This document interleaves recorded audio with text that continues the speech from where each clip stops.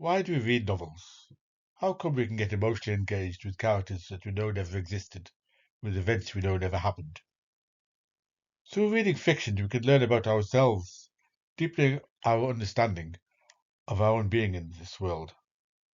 A novelist, of course, expounds their ideas and their truths through the medium of language, a medium that is transparent in ordinary everyday usage, but once we go beyond a mere superficial attentiveness to words and take an interest in matters of a more fundamental kind, language opens up the possibility of the power of abstract thinking, through which we may conceptualize and manage many aspects of reality that are not immediately present, thereby relating ourselves to the world in the manner that we do.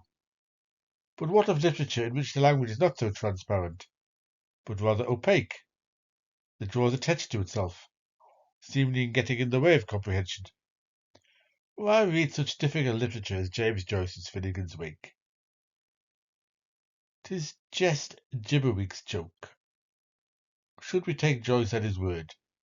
Is that all the Wake is? A Jabberwock joke.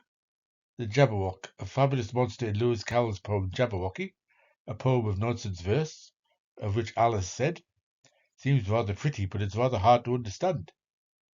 In fact, you couldn't make it out at all. Somehow it seems to fill my head with ideas, only I don't know exactly what they are.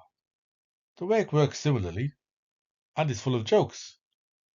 Comedy is the perfect manner in art, said Joyce. And so we can bring in German philosopher Hegel to help in our interpretation of an Irish classic.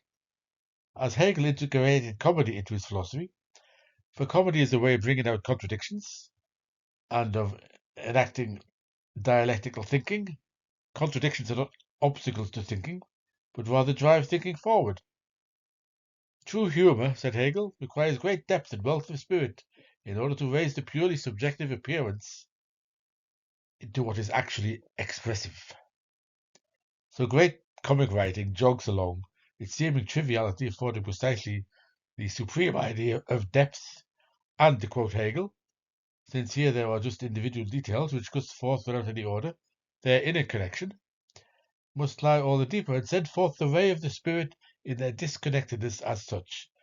So applying a Hegelian living dynamic philosophy that flows out of the self-movement of its content to a work of literature in which language is itself the chief protagonist, we thereby dive into the deepest structures of existence to offer up a coherent vision of reality in which mind and reality come to recognize themselves as fundamentally one.